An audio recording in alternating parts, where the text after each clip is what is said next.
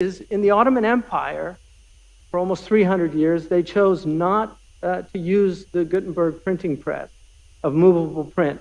One of the myths is they did it because they were worried about knowledge coming in to the Ottoman Empire, which is actually not true. The main reason why they did not use the printing press is there were tens of thousands of scribes that would have lost their jobs because of this. And I think this is an aspect that we really don't think about when we think about AI. Rabbi Rosen and I were part of the C100 at the World Economic Forum, and Klaus Schwab came in to us one day, all of the quote-unquote religious leaders, and said, we're moving along whether you keep up with us or not, but we're waiting for your ethical ideas, but we're just going to move along with or without you. So this idea somehow that, oh, we can work with these ethical considerations, technology is moving on. One of the things that is really important to remember is, and in this great institution of the Catholic Church, they took very seriously the 5 intellectual virtues. Well, the least of them is technique. The least of them is technique. Technology is the least, the craft. Over that is phronesis, which is prudence. How do we use our technology prudently? And you have nous and episteme and wisdom, the highest. Another really important thing to think about is the wise ancient Greek had the engineer, Hephaestus, was actually crippled. And his enemy was Athena, the goddess of wisdom. The reason that Hephaestus, I think, was crippled is because technologies tend to cripple us. We're all using the crutches of technology now. And each time we adopt a new technology, we lose something of our autonomy. It becomes a crutch. And most of us can't even imagine life now without a cell phone. And yet the vast majority of us in this room are old enough to remember how life was without a cell phone. Our young people won't remember that. They have no idea of what a world without cell phones was like. But I think most of us do remember it, and perhaps fondly. Again, the idea that you can't stop progress.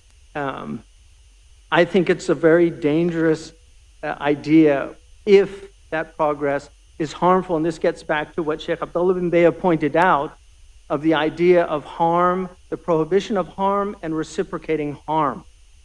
So one of the really tragic aspects of modern technology, I think, is the alienating nature of the technology, the distraction of the technology, the fact that we're constantly checking our cell phones, we're constantly being distracted.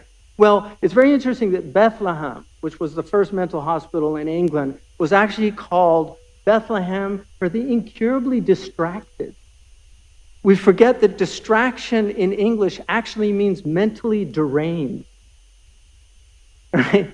And so Franz Kafka, who I consider actually a formidable theologian, said that evil is whatever distracts. And the great Catholic tradition has acedia as one of the 7 deadly sins, which could be interpreted, sometimes it's translated as sloth, meaning like a spiritual laziness. But it was actually understood by the great church desert fathers as distractibility, this idea of constantly being distracted. And I think this is what a lot of people are suffering from. So we now have a massive mental illness crisis. There are many, many factors to it, but I think one of the real factors is the types of technology that our young people are being exposed to and are growing up with. We have a fentanyl crisis in the United States that's taking about 55,000 lives a year.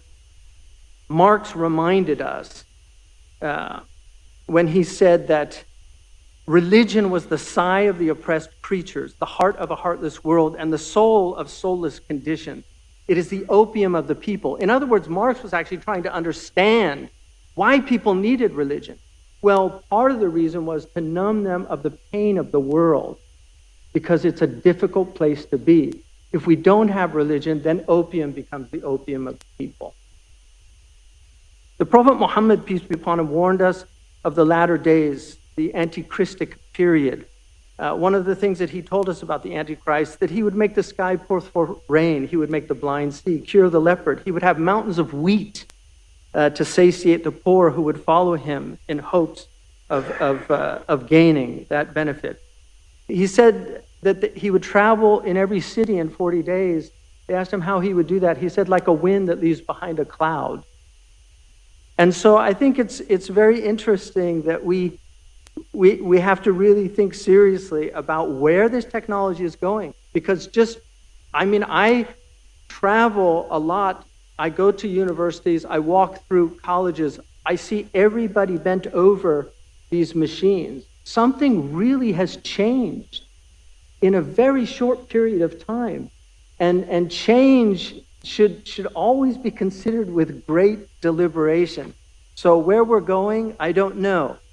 But I think we have to think seriously about the dangers of AI, what people are going to do, and then also cui bono. Who benefits from artificial intelligence? Who benefits from it? When we eliminate all these jobs, when people get universal incomes, what are they going to do? How are they going to live? What is the purpose of life?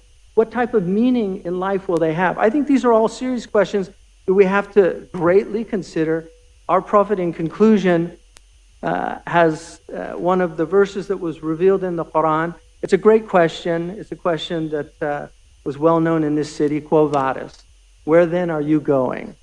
The Quran says, فَأَيْنَ تَذْهَبُونَ? Where then are you going? And I think this is something we have to ask ourselves, because God allows U-turns on the road of life.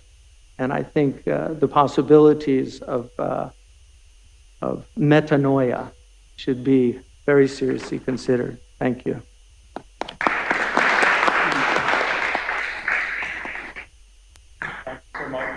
Hamza, for